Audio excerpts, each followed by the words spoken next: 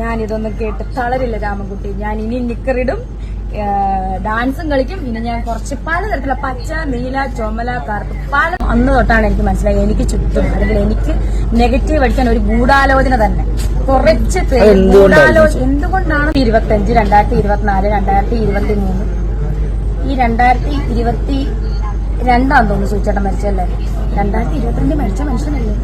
അതിനകത്ത് ഈ അപ്പം രേണുസുതിയാണ് സബ്ജക്ട്. അപ്പം കുറെ അധികം കാര്യങ്ങൾ ഇതിനോടൊപ്പം പറയാനുണ്ട്. കുറെ അധികം കാര്യങ്ങൾ രേണുസുതിയായിട്ട് തന്നെ ഉണ്ടാക്കി വെച്ചിട്ടുണ്ട്. രേണുസുതിയുടെ ആദ്യത്തെ ഒരു ഗാനമേള കഴിഞ്ഞ ദിവസം നടന്നിട്ടുണ്ടായിരുന്നു. അപ്പം അതൊന്നും അല്ല വിഷയം. രേണുസുതിയായിട്ട് തന്നെ കുറെ അധികം വള്ളികൾ, അല്ലെങ്കിൽ അവളൊരു വള്ളിയാണ്, വള്ളി പിടിച്ചു വെക്കുന്ന സ്വഭാവം ഉണ്ടല്ലോ, നമുക്ക് പ്രത്യേകിച്ച് പറഞ്ഞു തരേണ്ട കാര്യങ്ങളൊന്നുമില്ല. അപ്പം രേണുസുതി നമ്മൾ കുറെ നാളുകളായിട്ട് ഒരു വർഷമായിട്ട് എക്സ്പോസ് ആയിക്കൊണ്ടിരിക്കുന്ന ഒരു വ്യക്തിയാണ്. അപ്പം അവിടെ ക്വാളിറ്റിയും അങ്ങനെ നിങ്ങളോട്ട് എത്രമാത്രം ഉണ്ടെന്ന് വീണ്ടും വീണ്ടും ധരിപ്പിക്കേണ്ട ആവശ്യമൊന്നുമില്ല. അപ്പം അതൊക്കെ മുന്നാടി വേറൊരു കാര്യമാണ് പറയാനുള്ളത്. ഈ രേണുസുതിയുടെ ക്വാളിറ്റി എന്ന് പറഞ്ഞാല് ഒരു നിലവാരവും ഇല്ല, അതുകൊണ്ട് തന്നെ വളരെ താഴത്തെ തട്ടിലുള്ള ഒരു ഇതേ വരുവുള്ളൂ. അതുകൊണ്ട് നമുക്ക് പറയാനുള്ള നമ്മുടെ ബ്ലോഗറും സുഹൃത്തുമായിട്ടുള്ള അതുൽ ബ്ലോഗ്സിന് എതിരെയായിട്ട് ഒരു അടി കൂടെ അണ്ടർഗ്രൗണ്ട് പരിപാടി രേണുസുതി നടത്തിയിരുന്നു എന്ന് നമ്മൾ അറിഞ്ഞു. അതായത് വേറൊരാളോട് പച്ചത്തേറി വിളിച്ചുകൊണ്ട് തന്നെ അവനെ പൂട്ടണം, അവൻ ചെയ്യുന്ന കണ്ടോ എന്നൊക്കെ എരിവ് കയറ്റി കൊടുത്ത ഒരു പ്രവണത നമ്മൾ അറിയാൻ ഇടയായിട്ടുണ്ടായിരുന്നു. വളരെ മോശമായി പോയി. നമ്മൾ അത് രേണുസുതിയിൽ നിന്ന് എക്സ്പെക്ട് ചെയ്യാനാണ്. കാരണം നല്ലൊരു ക്വാളിറ്റി വേണമെങ്കിൽ അങ്ങനെ നല്ലൊരു അച്ഛനും അമ്മയ്ക്കും ജനിക്കണം. അപ്പൊ ഈ കുട്ടിയല്ല, ഈ പുള്ളിക്കാരി ഒരു നല്ലൊരു അച്ഛനും അമ്മയ്ക്കും ജനിച്ചതാണെന്ന് ചോദിച്ചിട്ടുണ്ടെങ്കിൽ തീർച്ചയായിട്ടും പറയാൻ പറ്റും അല്ല എന്ന് 100-110% പറയാൻ പറ്റും. അതെങ്ങനെയാണെന്നറിയോ? ഇവരുടെ പെരുമാറ്റം, ഇവരുടെ സ്റ്റൈല്, പിന്നെ എന്താണ്, ഇവരെ ആർക്കും പിടിച്ചു കെട്ടാൻ പറ്റില്ല. സ്വന്തം തന്തയ്ക്കും തള്ളയ്ക്കും ആർക്കും ഇവരെ പിടിച്ചു കെട്ടാനോ അല്ലെങ്കിൽ ആരെങ്കിലും പറഞ്ഞാൽ വക വെക്കുന്ന ടൈപ്പോ ആരെങ്കിലും പറഞ്ഞാൽ അവിടെ നിൽക്കാൻ പറഞ്ഞാൽ അവിടെ നിൽക്കുന്നതോ ഒന്നുമല്ല. ഇത് മതിലും അതിനപ്പുറം ചാടുന്ന ഒരു ഐറ്റമാണ്. നമുക്കറിയാം തന്നിഷ്ടക്കാരിയാണ്, തന്റെ ഇടക്കാരിയാണ്, അങ്ങനെ എല്ലാം പോകുന്നു. എന്നിട്ട് ഒരു മറവും ഞാൻ വിധവയെ റെപ്രസെന്റ് ചെയ്തുകൊണ്ട് വരുന്നു. സുധിച്ചേട്ടൻ മരിച്ചത് കൊണ്ടാണ് ഞാൻ ഇങ്ങനെ പോകുന്നതിന് എല്ലാവർക്കും അസൂയാണ്, കുശുമ്പാണ് എന്നൊക്കെ ഇവരിങ്ങനെ ഓരോരോ കാര്യങ്ങൾ തട്ടിമുട്ടി വിടും. ഒന്നുമല്ല, ഇയാളോട് ആർക്കും കുശുമ്പും ഇല്ല, ഇയാളെ പോലെ ജീവിക്കണമെന്ന് ആർക്കും ഒട്ടും ആഗ്രഹവും ഇല്ല. കാരണം ഇയാളുടെ ഒരു രീതി എന്ന് പറഞ്ഞാല് അങ്ങേറ്റത്തെ മോശം തരം താന്ന പരിപാടി എന്ന് പറയത്തില്ല, അത്രയും തരം താന്ന ഈ സ്ത്രീകൾ, ഈ വിധവകളെ റെപ്രസെന്റ് ചെയ്തെന്ന് പറയുമ്പോൾ ഈ വിധവകൾ തന്നെ ഇങ്ങനെ കയറൂരി വിട്ടേക്കുവാണോ, ഇങ്ങനെ അഴിഞ്ഞാണ്ടി നടക്കുവാണോ? രേണു മാത്രമേ ഉള്ളൂ ഞാൻ കണ്ടിട്ട് ഇതുപോലെ അഴിഞ്ഞാടി നടക്കുന്നു, ഒരു നാണോ ഇല്ല, ഉളുപ്പുമില്ലാതെ. ഈ ആണുങ്ങളുടെ തോളക്കയറ്റം എന്ന് പറയുന്നത് ഇവർക്കൊരു ഹരമാണ്. ഏതെങ്കിലും ഒരു ആണുങ്ങളുടെ എപ്പോഴും തോളെ കയറും, അവർക്കൊരു കുടുംബമുണ്ടോ കുട്ടികളുണ്ടോ എന്ന്, അല്ലെങ്കിൽ അവർ സമൂഹത്തിൽ നല്ല നിലയിൽ നിൽക്കുന്നതാണോ എന്ന് ഇവർക്ക് നോട്ടമില്ല. ഒരുമാതിരി ഇളക്കം പിടിച്ചാണ്. ഞാനത് പലതവണ പറഞ്ഞുള്ളത്, പിന്നെ നമ്മളത് പറഞ്ഞ് വെറുപ്പിക്കുന്നില്ല. അപ്പൊ ഗൈസ്, ഇതൊക്കെ ഇന്ന് കുറെ അധികം കാര്യങ്ങൾ ചർച്ച ചെയ്യാനുണ്ട്. അതുപോലെ തന്നെ അതുലിനും ഡാനിയലെ കുറിച്ചും 2 കാര്യങ്ങൾ പറയാനുണ്ട്. രേണുസുതിയുടെ കുറെ അധികം കാര്യങ്ങളും പറയാനുണ്ട്. അപ്പം നിങ്ങൾക്ക് എല്ലാവർക്കും ഇഷ്ടപ്പെട്ടാൽ തീർച്ചയായിട്ടും ലൈക്ക് ചെയ്യുക. പിന്നെ ലൈക്ക്, ഷെയർ, സബ്സ്ക്രൈബ്, കമന്റ് എല്ലാം ചെയ്യുക. അപ്പം വെൽക്കം ബാക്ക്. അത് തന്നെ ഞാൻ ഇൻട്രോ പറഞ്ഞല്ലോ തന്നെ അതുലിനുമായിട്ടുള്ള അതുലിന് ഇടയ്ക്കോട്ട് പണി കൊടുത്ത രേണുസുതി വേറെ ആൾക്കാരെ വിളിച്ചിട്ട് അവൻ അങ്ങനെയാണ്, മറ്റേമോനാണ്, മറിച്ചേമോനാണെന്ന് ഒക്കെ പറയുകയുണ്ടായിട്ടുണ്ട്. അപ്പൊ എനിക്ക് രേണുസുതിയോട് പറയാനുള്ളത് എന്താണ്, ഈ അതുലിനെ പറയുമ്പോഴത്തേക്ക് ആ പുള്ളിയുടെ കയ്യിൽ എന്തുമാത്രം കാര്യങ്ങൾ നിങ്ങളെ കുറിച്ചുണ്ട്, എന്നിട്ടും അതൊന്നും പുറത്ത് വിടാതെ, അല്ലെങ്കിൽ നമ്മൾ ഈ വ്ളോഗേഴ്സ് ഈ വീഡിയോസ് ചെയ്ത് നടക്കുന്നവർ ചുമ്മാ എന്തെങ്കിലും കാണുമ്പോഴത്തേക്ക് അങ്ങനെ സോഷ്യൽ മീഡിയയുടെ മുന്നിൽ വരുന്ന എല്ലാ കാര്യങ്ങളും ചുമ്മാ റിയാക്ട് ചെയ്യാനിരിക്കുന്നവരല്ല എന്നുള്ളൊരു കാര്യം രേണുസുതിക്ക് അറിയാലോ. അത്യാവശ്യം ഭൂതവും ഭാവിയും വർത്തമാനവും എല്ലാം അരച്ചു കലക്കി കുടിച്ചിട്ടാണ് നമ്മളെ പോലെ ഉള്ളവർ ഇവിടെ വന്നിരിക്കുന്നത്. എന്നിട്ട് നിന്റെയൊക്കെ ഓരോ പറപ്പക്കേട് എടുത്ത് പുറത്തിടാത്തത് നിങ്ങളൊരു സ്ത്രീയാണെന്നും നിങ്ങൾക്ക് ഇനി ജീവിക്കണമെന്നും പിന്നെ അതിനോടുപരി നിങ്ങൾക്കൊരു കുട്ടിയുണ്ട്, കിച്ചുവിനെ വിട്ടേക്ക്, നിങ്ങൾക്ക് ഇപ്പോഴും ചെറിയൊരു കുട്ടിയുണ്ട്, അവൻ നാളെ വളർന്നു വരുന്നതാണ്, അവന് നാളെ ഭാവിയുള്ളതാണ്. നിങ്ങൾക്കോ ബോധമില്ല, പക്ഷെ ഞങ്ങൾക്ക് കുറച്ചെങ്കിലും ബോധമുള്ളത് കൊണ്ടാണ് അത് പുറത്ത് വിടാതിരിക്കുന്നത്. അപ്പം രേണു കാണിക്കുന്ന പറപ്പക്കേട് എന്തൊക്കെയാണ് രേണുവിന് നന്നായിട്ട് അറിയാം. അതുപോലെ തന്നെ ഈ വീഡിയോ ചെയ്യുന്ന ബ്ലോഗേഴ്സിനും നന്നായിട്ട് അറിയാം. അപ്പൊ അതൊന്നും വാരി അലക്കാൻ ഞങ്ങൾക്ക് താല്പര്യമില്ല. പിന്നെ കഴിഞ്ഞ ദിവസം ശാന്തിവള ദിനേശ് എന്ന് പറഞ്ഞ പുള്ളി എടുത്തൊരു വാരി അലക്കുന്നുണ്ടായിരുന്നു. അതിനകത്ത് ഏകദേശം കുറച്ചൊക്കെ കാര്യങ്ങൾ ഉണ്ടെങ്കിലും കുറച്ചൊക്കെ അദ്ദേഹം പറഞ്ഞതിനെ കുറിച്ച് ഞാൻ രേണുവിനെ സപ്പോർട്ട് ചെയ്തിട്ടാണ് നമ്മൾ സംസാരിച്ചുള്ളത്. കാരണം ഒരു സ്ത്രീയെ കുറിച്ചും എന്താണെങ്കിലും അവർ അങ്ങനെ ഇനി നടക്കുന്നതായിക്കോട്ടെ, എന്നാൽ പോലും നടക്കുന്നതോ നടക്കാത്തതോ അതെന്തോ ആയിക്കോട്ടെ, എന്നാൽ പോലും ഒരു സോഷ്യൽ മീഡിയയുടെ മുന്നിൽ വന്ന ഒരു സ്ത്രീയെ ഇങ്ങനെ പച്ചയ്ക്ക് വിളിച്ച് പറയരുതെന്നൊക്കെ പറഞ്ഞ് നമ്മൾ വിമർശിച്ചതൊക്കെയാണ്. പക്ഷെ ഇപ്പൊ ഞാൻ ഓർക്കുന്നു അതൊന്നും വേണ്ടായിരുന്നു, രണ്ടെണ്ണം കേൾക്കാൻ അർഹതയായിരുന്നു എന്ന് നമുക്ക് തോന്നുന്നുണ്ട്. പിന്നെ നമുക്ക് അതിനോടും ഡാനിയോടും പറയാനുള്ളത്, നിങ്ങൾക്ക് ഇത് എന്തിന്റെ കേടാണ് എന്നാണ് എനിക്ക് ചോദിക്കാനുള്ളത്. കാരണം രേണു എന്ന് പറഞ്ഞത് ഒരു ക്വാളിറ്റി ഇല്ലാത്ത ഒരു കണ്ടന്റ് ആണ്. അതിന്റെ പേരിൽ നമ്മൾ എന്തിനാണ് അങ്ങോട്ടും ഇങ്ങോട്ടും ചെളുവാരി എറിയുന്നതെന്ന് എനിക്ക് അറിയത്തില്ല. അപ്പം നിങ്ങൾ എന്താണ് പഠിച്ച് കീഴ്പോട്ടാണോ വരുന്നത്? അപ്പൊ നിങ്ങൾ അതും കൂടി ഒന്ന് ശ്രദ്ധിക്കുക. ഈ കാണുന്നവർ വിചാരിക്കും തമ്മി എപ്പോഴും മടിയാണെന്ന് വിചാരിക്കും. അപ്പം നിങ്ങൾക്ക് മനസ്സിലായെന്ന് വിചാരിക്കുന്നു. അപ്പം അതൊന്നും അല്ല. ഇനി അടുത്ത വിഷയം എന്ന് വെച്ചെങ്കിൽ ശാന്തിവള ദിനേശിന് രേണു കൊടുത്തൊരു മറുപടി ഉണ്ടായിരുന്നു. അപ്പം ആ ചെറിയൊരു മറുപടിയും കൂടെ നമുക്ക് കണ്ടിട്ട് പിന്നെ കുറച്ചധികം കാര്യങ്ങളുണ്ട് കേട്ടോ. എന്നാലും നമുക്ക് ഈ മറുപടി ഒന്ന് കണ്ടു നോക്കാം. Hi hello, രേണുസുതിയാണ്. എയർ തന്നെയാണ് എപ്പോഴും. എയറിന്ന് ഇറങ്ങിയിട്ടില്ല. എനിക്ക് അനുകൂലമായിട്ട് കുറേ വ്ളോഗേഴ്സ് ഉണ്ട്, കുറച്ച് പേരുണ്ട്. അവർക്കൊക്കെ ഒരുപാട് താങ്ക്സ്. സത്യം പറഞ്ഞാൽ സ്പെഷ്യൽ താങ്ക്സ് സജിന ചേച്ചിയുടെ വ്ളോഗ് ഞാൻ കണ്ടിരുന്നു. ഒത്തിരി താങ്ക്സ്. അപ്പോൾ ഞാൻ അറിയുന്നത് ഈ നെഗറ്റീവ് ഓരോ എന്നെ അനുകൂലമായിട്ട് പറയുന്ന വ്ളോഗിലൂടെയാണ് ഞാൻ നെഗറ്റീവ് കേൾക്കുന്നത്. അതായത് നെഗറ്റീവ് പറയുന്ന റിയാക്ഷൻസ് കേൾക്കുന്നത്. സിനിമാക്കാരെ ഞാൻ ബഹുമാനിക്കുന്നതാണ്. എൻ്റെ ഹസ്ബൻഡ് ഒരു സിനിമാക്കാരനാണ്. സോ ഞാൻ ഏറെ ബഹുമാനിക്കുന്നു. പക്ഷേ ശാന്തിവിള ദിനേശൻ അപ്പൂപ്പ കുറെ ആയല്ലോ താൻ എന്നെ പറ്റി പറയാൻ തുടങ്ങിയിട്ട്. എനിക്ക് നാണമില്ലേ? താൻ എന്നെ തൈക്കളവിന്ന് വിളിക്കാൻ എടോ എനിക്ക് 34 വയസ്സേ ഉള്ളൂ. താൻ എന്നെ തൈക്കളവിന്ന് വിളിക്കാൻ നാണമാകുന്നില്ല അപ്പൂപ്പ താങ്കൾക്ക്? ഞാൻ പറഞ്ഞല്ലോ ദുബായ് റിട്ടേൺ തനിക്ക് അയച്ചു തന്നെന്ന്. ഞാൻ തുണി പറിച്ച് നൃത്തം ചെയ്യുന്ന വീഡിയോ താനെന്ന് ധൈര്യം ഉണ്ടെങ്കിൽ സോഷ്യൽ മീഡിയ ഇടണം. അപ്പം രേണുസുധീർ ഇവിടെ പുള്ളിക്കാരിയെ ചൊടിപ്പിച്ചെന്ന് വെച്ചിട്ടുണ്ടെങ്കിൽ അവരുടെ ഏജിനെ കളിയാക്കിയതാണ്. എന്താണ് പടുകളവി എന്ന് വിളിച്ച് ശാന്തിവള ദിനേശൻ പറഞ്ഞതാണ് ഇവരെ പ്രകോപിതരാക്കി. ബാക്കി കാര്യങ്ങളൊന്നും അവർക്ക് കുഴപ്പമൊന്നുമില്ല. അപ്പം അതിനൊരു മറുപടിയായിട്ട് ഏതോ അപ്പൂപ്പ എന്ന് മാത്രം വിളിച്ചൊരു മറുപടിയാണ് ഇതിന് കൊടുത്തിട്ടുള്ളത്. പിന്നെ എന്താണ് വീഡിയോസും കാര്യങ്ങളൊക്കെ ധൈര്യം ഉണ്ടെങ്കിൽ ഇടാൻ പറഞ്ഞു. പക്ഷേ ഈ രേണുവിന് ഇതാണ്. രേണു നമുക്കൊരു ഓപ്പോസിറ്റ് നിന്ന് ഫൈറ്റ് ചെയ്യാൻ വ്യക്തിയാണെന്ന് ചോദിച്ചാൽ അല്ല. അവർക്ക് നേരെ ചൊവ്വ നല്ലൊരു മറുപടി കൊടുക്കാൻ പോലും അറിയത്തില്ല. ആ രേണു നാണമുണ്ടല്ലോ. ഞാൻ കുറെ അധികം കേട്ടിട്ടുണ്ട്. അതിലോടാണെങ്കിലും ഷെബീന ബീബിയോടാണെങ്കിലും ഈ പറയുന്ന ശാന്തിവിളയോടാണെങ്കിലും ആദ്യം ഇവർ ചോദിക്കാൻ നാണമുണ്ടോ നിങ്ങൾക്ക്? ഈ ഒരു ഡയലോഗ് അല്ലാതെ വേറെ ഒന്നും അറിയത്തില്ല. നിങ്ങൾക്ക് ഈ ഷെബീന ബേബി നല്ല മറുപടി തരുന്നുണ്ടല്ലോ.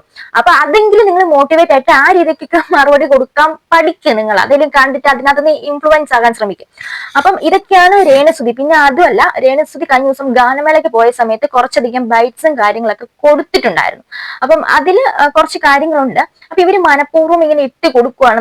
ഇവർക്ക് ഈ സോഷ്യൽ മീഡിയയിലുള്ള മീഡിയക്കാർ ഇവരെ പുറകെ ഇങ്ങനെ ഓരോരോ കുനിഷ്ഠ ചോദ്യമായിട്ട് പോകും. അപ്പൊ അതിനേക്കാളും കുനിഷ്ഠ ഉത്തരം ഇവർ പറയുമ്പോഴത്തേക്ക് അറിയാം നമ്മളെപ്പോലുള്ളവർ ഇതെടുത്തിട്ട് ഇതുപോലെ പബ്ലിസിറ്റി ആക്കുമെന്നറിയാം. അത് അറിഞ്ഞുകൊണ്ട് തന്നെയാണ് ഇങ്ങനെയുള്ളവർ ഇവരെ പുറകിൽ ഈ ക്യാമറയും തൂക്കി നടക്കുന്നത്. അപ്പൊ അങ്ങനെ വന്ന കുറച്ച് കാര്യങ്ങളുണ്ട്. നിക്കർ വിധവയാണ് ഇപ്പോഴത്തെ വിഷയം. നമുക്കൊന്ന് കേട്ടു നോക്കാം. ചേച്ചി ഇത്രയും നാളും പല്ലി എന്നൊക്കെയായിരുന്നു ചേച്ചിയുടെ ഒരു വിളിപ്പേര്. അതുപോലെ ഇപ്പൊ ഒരു പുതിയ പേര് വന്നിട്ടുണ്ട്, നിക്കർ വിധവ. കണ്ടിട്ടുണ്ടായിരുന്നു ഞാൻ. അങ്ങനെ വിളിക്കാൻ കാരണം എന്താണെന്നായിരിക്കും ചേച്ചിയുടെ ഒരു? ഞാൻ ഇത്രയുള്ള മറ്റേ ഷോർട്സ് ഇല്ല നിക്കർ ആയിട്ടുള്ള 2 റീൽ ചെയ്ത് പിന്നെ എന്റെ ഒരു ആദ്യത്തിന്റെ തലേന്ന് ഞാൻ അതാണ് ഇട്ടു. ഞാനത് പല ദിവസവും ഞാനിടും. എനിക്കിഷ്ടമുള്ള എനിക്ക് കംഫോർട്ടബിൾ ആയിട്ടുള്ള ഡ്രസ്സ് ഞാനിടും. അതിന് നിക്കർ വിധവയെന്ന് പറഞ്ഞ് കളിയാക്കിയ 2 മഹത് വ്യക്തികളുണ്ട്. ഒന്ന് ഇങ്ങനെ ഇരുന്ന് ഒരുത്തി എനിക്കിട്ട് പറയുന്ന അവള് പിന്നെ അറിയാലോ നിക്കർ വിധവൻ അവരെ എനിക്ക് ചാർത്തി തന്ന പേരാണ്. പക്ഷേ ഞാൻ ഇതൊന്നും കേട്ട് തളരില്ല രാമൻകുട്ടി. ഞാൻ ഇനി നിക്കറിടും. ഇഷ്ടമുള്ളത് രേണുസുതിക്കിടാം. അത് നമ്മൾ പറയാൻ ആരുമല്ല. പക്ഷെ എന്താന്ന് വെച്ചാല് രേണുസുതി ഇത് ആരൊക്കെ കാണിക്കാൻ ഇടുന്ന പോലെ ഇടുന്നുണ്ട്. പിന്നെ ഈ ഒരുപാട് ക്വസ്റ്റ്യൻസ് ഒക്കെ ഇങ്ങനെ ചൊറിഞ്ഞു. ഞാൻ പറഞ്ഞില്ല ഈ കൊണസ്റ്റ് ചോദ്യങ്ങൾ ചോദിക്കും. അവൾ അതിനേക്കാളുള്ള കൊണസ്റ്റ് ഉത്തരം പറയും. ഈ നിക്കറിടുന്ന ആദ്യത്തെ ആളൊന്നും അല്ല രേണുസുതി.